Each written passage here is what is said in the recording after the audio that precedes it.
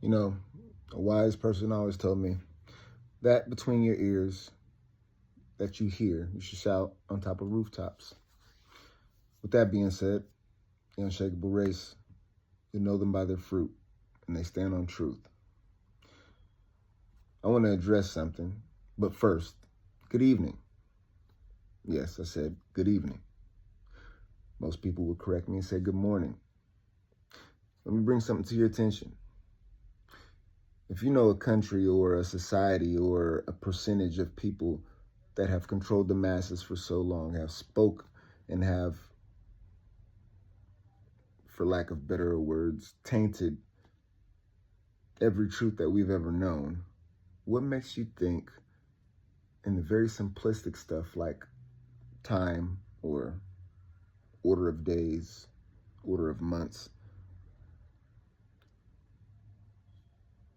how often do you think they've changed that? In fact, I mean, they do daylight savings time, and we're like the only place in the world that does that. We live by a Gregorian calendar when everything in existence, including how we continue to live in this moment, are off of a lunar and solar calendar. Let me reveal something to you. Eve is before day, as morning is after day.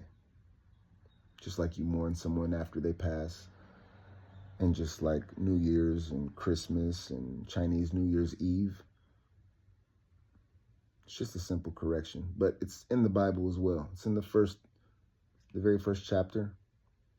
After each day, he says, and there was evening and there was morning, and that was the first day. So that would make one think, and it's possibly refutable. I know some people that debate that topic, but is the kicker. They also speak about this in the New Testament. I didn't know until yesterday myself. But in Mark chapter 6, and I've read this so many times before, he's feeding the 5,000 with the 2 loaves and the 5 fish. But I was listening and I was looking at the small print. The small print is he's saying the 5,000 come up and they're hungry. And it says that they started to feed them late in the day. Late in the day. So give or take 3, 4, 5 o'clock. And he's feeding 5,000. It says after he fed the 5,000 and they got all the scraps, that he sent his disciples across the Bethsaida to for whatever reason. So he does that, and then he also sends them off. All the people, all the 5,000 that ate. And after he did that, he goes back and he looks at the disciples and notices the disciples are halfway in between where he told them and where they started. And it's getting windy now, so it's taking some time for them to row. It says after that, it was evening, and Christ went up to a mountaintop to pray in the evening. After day, after the multitude was fed, it wasn't the next day. It was nighttime. Not only was it nighttime, well, you know how long time can be. Just do some logical dissecting on that as far as feeding 5,000 people, cleaning up after yourself, and sending somebody that started here and they're halfway across the sea. So that's going to be putting it around midnight, 1 o'clock, 2 o'clock. And then he goes to a pray on a mountaintop. And it says he comes down in the 4th watch to go and meet them. Now, a watch is 2 to 3 hours. And at 6 o'clock, 7 o'clock, you carry 8 to 9 hours into that. And you're right at the time that, as I'm noticing, as I'm saying this now, and this is how the Holy Spirit works, line upon line, precept upon precept. If I'm if I think, yeah, all the stories of Christ praying, it was always done at these hours. Check that out. He always woke up a time before the disciples to go and pray. Even in the Garden of Gethsemane, even when Mel Gibson depicted that, it was in the wee hours. That's because those are the spiritual hours. That's the beginning of the day. 3 o'clock in the morning is the beginning of the day, just like the end of the day is 3 o'clock in the afternoon, high noon. It starts its course back down, meaning the day is ending. All the answers are right there in front of us. We just got to look.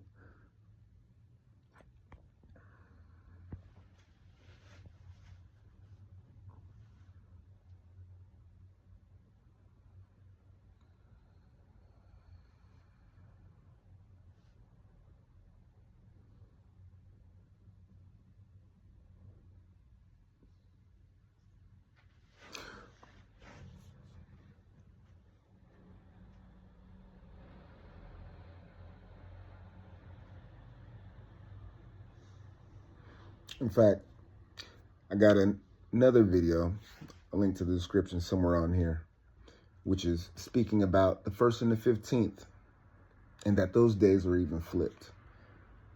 And that not only are those days flipped, that they even flipped our days of the week.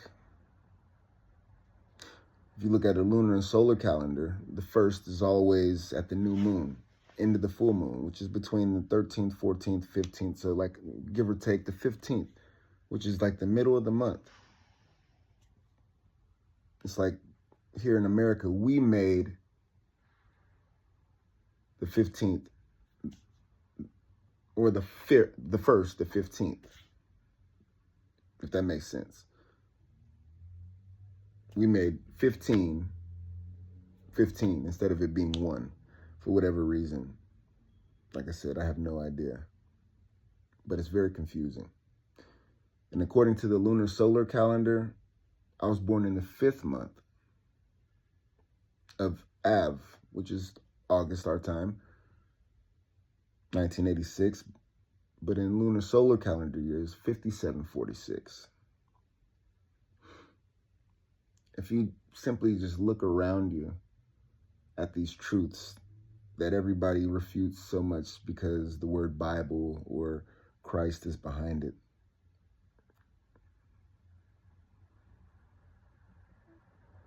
I feel like it really doesn't matter what a person thinks or has an opinion about. What matters is truth, whether you're on the right or wrong side of it, whether you like it or not. Like, aren't you tired of fake people? Don't you want to just live with real people that, I mean, if I see something, I'm going to call it. And I see that they have been betraying us and pulling wool over our eyes when it comes to time. You don't even know when morning is, when night is, when evening is. And the only reason why you know where day or night is because you see a sun or a moon. But I see the beauty of how everything else is according to what it was told it was in the very beginning. The moon will still show. Like, literally, it blew my mind as I looked at a full moon this past week here. And then the next day I go out and I can see no moon. It's just gone. Like, how did it do that? And it was just full yesterday. And then we look at stuff and we say, oh man, the Bible's not real. It's tainted. It's written by man. Every piece of literature here in this world is written by man. Oh, it's not divine by God. It's just man. You know, there's flaws in it. Right. But that's with leaning on your own understanding. If you knew how the Holy Spirit or how that even worked, you'd understand that, hey, learn as much as you can, seek as much as you can, because whatever is in his word is that of the enemy. And if it's that of the enemy, then you should know it too, because, well, we know the plots and the schemes from what the adversary lays out. We're just ignorant of how to use it. So, like, comment, and subscribe if you want to hear more on this content. Like I said, I have a link somewhere in this description here that will speak more about the 1st and the 15th, how the 1st is the 15th, and you know what? In all honesty, a Sabbath day. A Sabbath day is, well, let's go through it right quick. Most people will say the first day of the week is Sunday, because in the orbit, I guess, the sun is however that works. Anyway, I would go as far as to say is look at the word and to tell you exactly what it is. The first thing that threw me off is that Christ died and was dead for 3 days and rose on the 3rd day. Yet, if he died, then he would have died late Friday, which means he wasn't fully dead on that day. He didn't get a whole day in. In fact, it was night or evening or morning, should I say. Okay? So if that's the case, then Christ died on a Thursday, which is also fitting. You get those 3 days, right? And then he rose on the 3rd. Okay. Entertain me for a minute and just have the mindset of a child. Thursday, Thorsday, Norse is where it derives from. He's the god of thunder and lightning. The first day, God said, let there be light. And there was light, right? What am I using right now to talk to you now? Words, a voice, the first primordial sound to take place on a Thursday, through Friday. Firmament, just look at the little small switch. And, okay, firmament is what separates the waters from the waters, okay?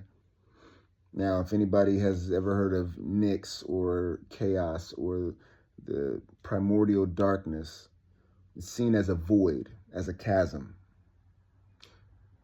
So is a firmament of all things. Firmament